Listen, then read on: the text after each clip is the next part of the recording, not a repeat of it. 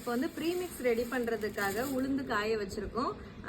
இப்போ இட்லி தோசை மாவு வந்து அரைக்கிறதுக்கு நிறைய பேருக்கு வந்து வேலைக்கு போயிட்டு வர்றவங்க ஊற வச்சு அரைச்சிட்டு அதுக்கப்புறமா படுத்து தூங்க லேட் ஆகுது அப்படிங்கறதால ப்ரீமிக்ஸ் வந்து கேட்டிருந்தாங்க.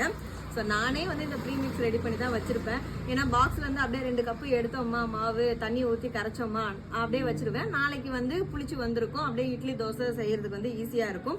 ஸோ இது நம்மளோட அன்பு மகள் ப்ராடக்ட்ல கொண்டு வரலாம் அப்படின்னு சொல்லிட்டு ரெடி பண்ணியிருக்கோம். இப்போ வந்து உளுந்தும் வெந்தயமும் இங்க காய வச்சிருக்கேன். இங்க பாத்தீங்கன்னா பச்சரிசி அதுக்கப்புறம் புழுங்கல் அரிசி ரெண்டுமே வந்து கல்லுலாம் இல்லாம நல்லா வந்து அலசி எடுத்துட்டு கல்லுலாம் இல்லாம அரிச்சு எடுத்துட்டு அதுக்கப்புறம் ஊற வச்சு இப்போ இங்க வந்து காய வச்சிருக்கோம். சூப்பரா காஞ்சிடுச்சு. இது ரெண்டுத்தையும் தனித்தனியா அரைச்சு அதுக்கப்புறம் மிக்ஸ் பண்ணி உங்களுக்கு வந்து நாங்க கொடுக்க போறோம். ஸோ இது வந்து ரொம்ப வந்து ஈஸியான ப்ராசஸ். நீங்க அப்படியே மாவு எடுத்து தண்ணி ஊற்றி உப்பு போட்டு கலந்து வச்சிட்டீங்க அப்படின்னா மறுநாள் காலையில சூப்பரா இட்லி மாவு அழகா புளிச்சு வந்திருக்கும். நீங்க இட்லி தோசை எது வேணா நீங்க வந்து செஞ்சு சாப்பிடலாம். இது எப்படி ரெடி பண்றதுன்னு நான் உங்களுக்கு வந்து செப்பரேட் வீடியோவா போடுறேன்.